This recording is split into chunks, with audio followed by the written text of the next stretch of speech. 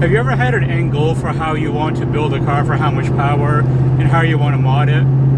But during that process of getting there, you're a little bit confused on exactly everything you wanted to do. I want to talk about that and a few other things about why having the most horsepower possible isn't exactly what I'm aiming for.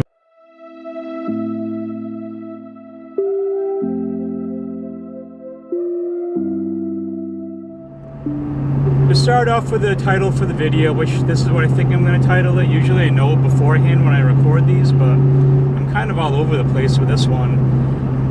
This might be the last in-car video that I do. It was in the 40s this morning. It's calling for snow at the end of the week. We probably won't get accumulating snow, but it's spitting wet snow probably. So I'm recording this on October 25th, so the time with the car is very limited at this point. But to get to the point of the video,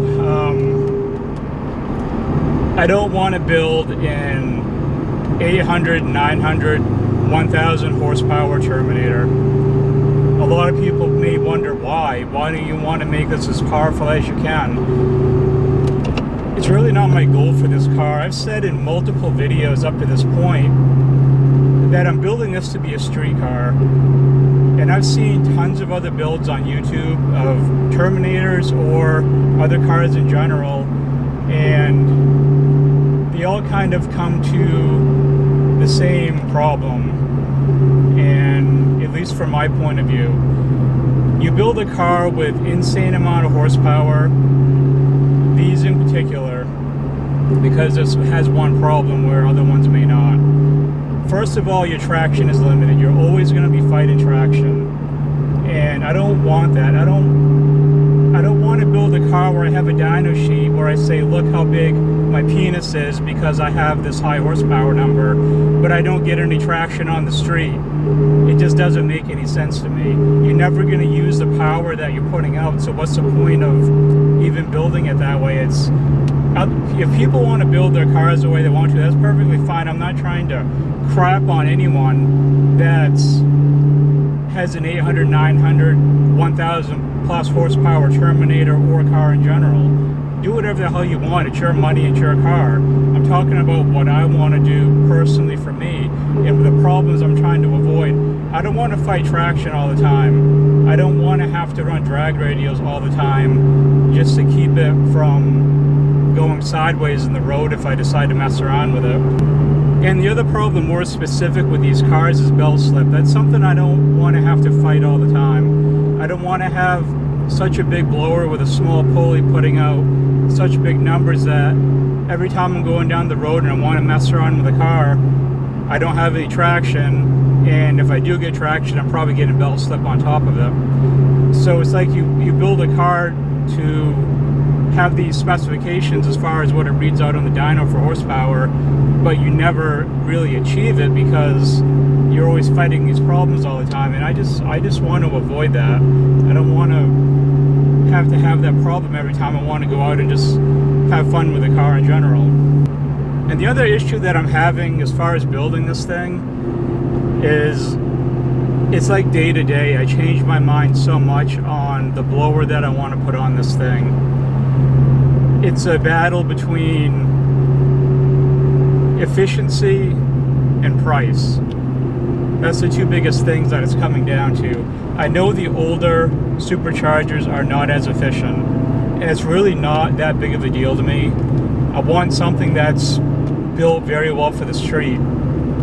And I think ultimately what I'm probably going to try and do is I'm going to put a VMP 2.3 on this. And you're probably thinking, why the hell would you do that with a 2.3 when the Gen 3R is out? You have the Whipple 2.9. You have the Whipple superchargers that are even bigger than that. But like I said before, I'm not looking to make the most horsepower. I'm not looking for a dyno number for how the car is built. I want this to be built for the street, have a lot of low-end power, low-end torque. The torque peak on this is like a little over 3,000 RPMs with the heating on it. And that's just, it's a lot of fun on the street for sure. And why I'm thinking of doing the 2.3 is kind of two reasons. You can get them used for pretty cheap. from what I've seen, it's like around 2,500 is a good deal on one, so I could probably get one cheaper. And you don't have to bash the coolant crossover tube, which is a plus. I could forego that and do the VMP Gen 3R, or I could do a Whipple 2.9 or even a Whipple 2.3. What it comes down to is what I really want on the car and for what purpose I want it for.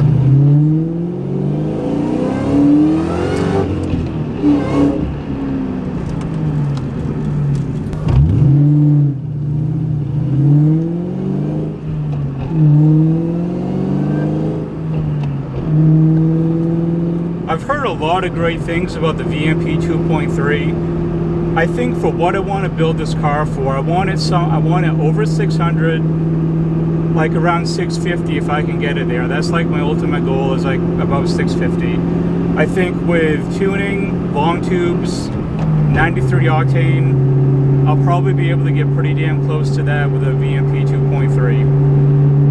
And I just don't know if it's worth the added cost of going with a Gen 3R or a Whipple 2.9. You're up into the $4,000 range at that point, where a used 2.3, like I said, was around 2,500. Other people, that's your car and your build. You do whatever you want. And I'm not saying that's wrong and that my way of doing it's better. I'm just saying I have a different perspective of how I want to build my car for the specifications that I want. I think also that's what makes building these cars so great too, is that you have so many options. We can all have the same goal at the end, but there's different ways to get there too. And the fact that you still have new tech going into building these cars, like the VMP Gen 3R is a new blower. The fact they're still doing R&D and putting out new products for this car so long after it was first released is a win for everybody. So, but I don't think that's going to be the case for a lot of years going down the road, now that we're getting close to the 20-year mark with these things. So that's about everything that I really wanted to cover on this. I hope it didn't come across as being too ranty, but I just see a lot of stuff on forums and Facebook groups where, I don't know, it really rubs me the wrong way sometimes, because someone builds the car the way they want to and not the way that the other person would expect them to do it, and they think that's wrong for some reason. That never really settled with me very well.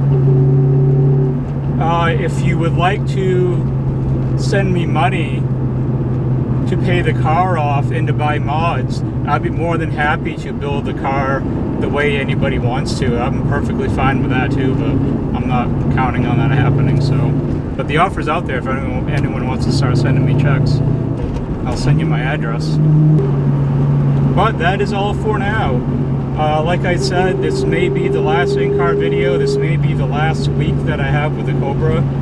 The weather is turning pretty quick here, and I'm pretty much waiting for a mat to come for the garage that I'm parking the car on, and the car cover to come. And I think after those show up, it may be the end for the car for the foreseeable future until next spring. But I hope you guys enjoyed the video. If you like, let me know how you have built your car or your Cobra or any car, what your goals are with it.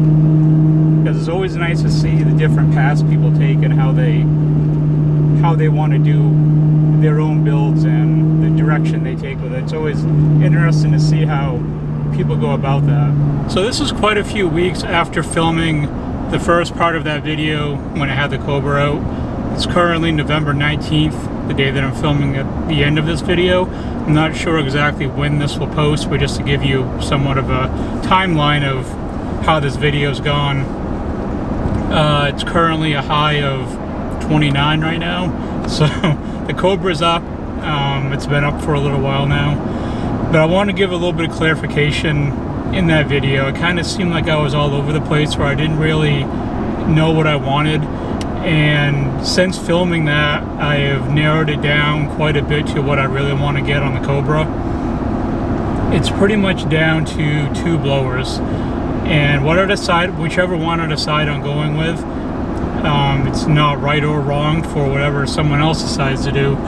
But the way I look at it is, if I'm staying in the 2.3 liter range, I want to go with the VMP. I like how it looks better than the Whipple 2.3.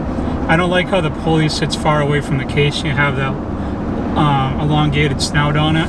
That's just my personal preference, and I like aesthetics when it comes to looking at stuff. I just don't like that as much as the Whipple 2.9 or the way it's designed on the VMP 2.3 or the VMP 2.6. Now, the reason why I'm not going with the bigger VMP is I want to stay away from smashing the crossover coolant tube. If I'm going to go with a bigger blower, I'm going to go with a Whipple 2.9 instead of going with a VMP 2.3. The bad point about the 2.3 is even though it will really fit what I want to do with the car really well, the issue is they don't sell them new. I'd have to go out and venture and find one used, and depending on how much use the blower has, does it really have any problems? Who knows? The other option that I'm really looking seriously at is the Whipple 2.9 non-crusher. I've talked to a few people about that blower as far as how it will fit into what I want to do with the car. Seems like it will work, but now it comes down to which one do I really want to go with. Do I want to forego the 2.3 and go with the 2.9 Whipple and leave myself room to grow in the future if I decide to change my plans? Or do I just stick with my original plan with the 2.3 and have to try and find and track down a 2.3? And the other factor too is a 2.3 used is a lot cheaper than what it costs for a Whipple 2.9, which I mentioned earlier in the video.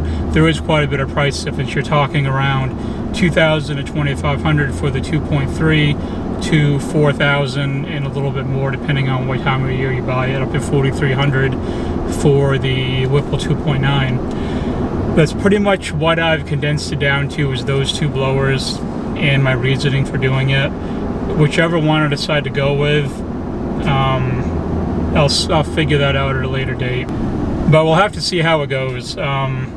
Things change, money situations change, so who knows. But I just wanted to give a little bit of clarification to the video. I wanted to give a little bit more of a focus on what I wanted to do with the car. And even though I said before that my plans, or not my plans, but my thought process on this changes all the time.